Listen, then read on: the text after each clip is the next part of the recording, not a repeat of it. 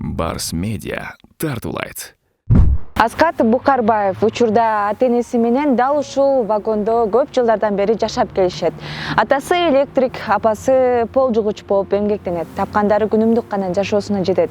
Эң өкүнүчтүүсү Аскат мырза бала кезинде бактан кулап, бут оорусуна чалдыгып калган. Учурда биринчи топтогу майып. Эгерде тез аранын ичинде операция жасалбаса, эки буту баспай, түбөлүк майып болуп калышы мүмкүн. Ошондуктан кайдыгер карабаган инсандардан жардам сурап, дал ушул Аскат мырза байланышкан. Анда эмесе биз кирип деги эле ушул Аскат мырзанын өзүнөн маалыматты, деги эле окуянын чоо жайын билели дедик.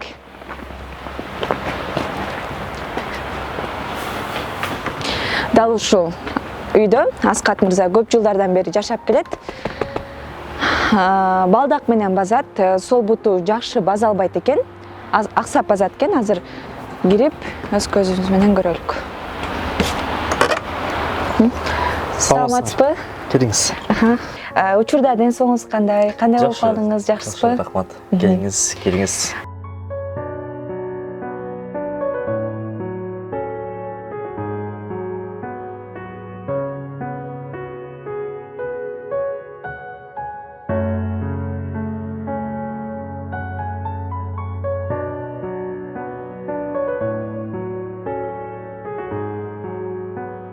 Тилекке каршы ушу төлгөндөн бери эле ооруп келатам.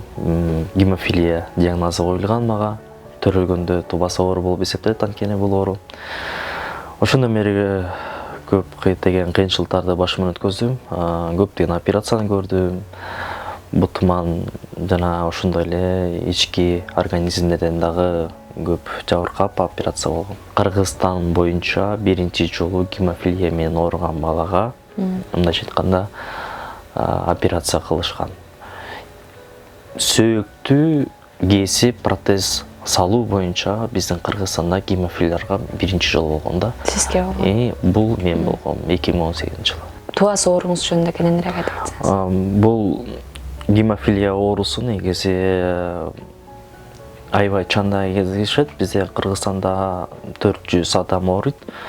Бул оору деген мындай, мисалы бир жеримди кесип алсам кан токтобойт.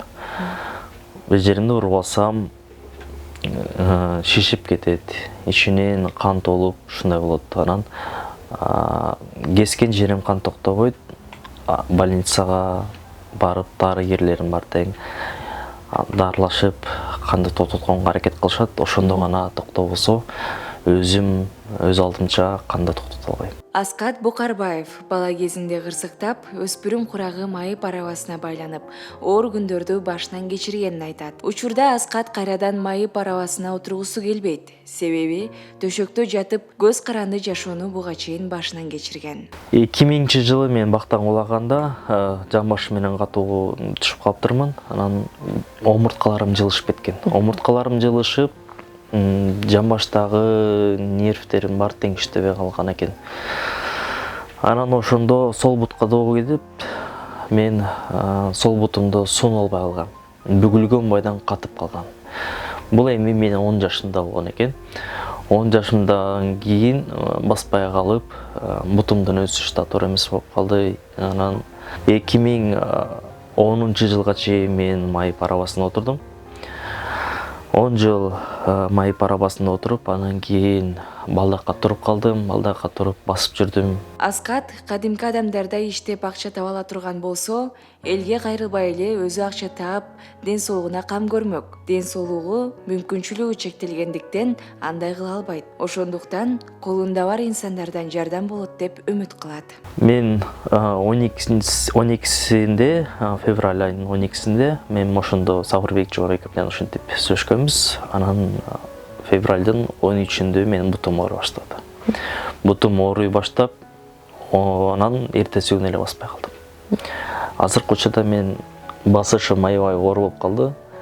Оң тизем сунулбай атат жакшы, кичине бүгүлүп калды. Операцияга азыркы учурда барып эле операция кылып салайын десем дагы тилекке каршы болуп атат. Анткени биринчиден операцияга $6000 керек болуп атат, ар бир тизеге $3000. Ага акчам каражатым жок болгондуктан азыркы учурда операция кылып айтам. Бул ошо каражатка тиешелүү болуп калды. Эми 15 жыл баспай жүргөнүмдү мен эстесем аябай эле ичим ооруп, жүрөгүм ооруйт. Анан эми кайра эле ошол баспай калган убакка келгим келбейт да. Анан Сабырбек Жомабековдун айтышы боюнча тизең операция кылбаса баспай каласың деди. Эми ошо баспай калган күндөрдө эстесем мен кадимкидей жүрөгүм ооруйт. Анан ошол себептен эмнеси болсо дагы аракет кылып басканга аракет кылышым керек. Баспасаң өз алдынча кыймылдай албайсың. Көз каранды болуп каласың. Ошол себептен анын баарын тең башыман өткөндүктөн билем да кандай жашап калат. $6000 тилекке каршы өзүмдүн жашаган үйүм жок, вагондо жашап жүрөм, же жумушум жок. Эгерде мен иштесем, ошол акчаны мен деле табармын. Бирок тилекке каршы ден соолугума байланыштуу болуп иштебей, ошо $6000 көз каранды болуп жүрөм.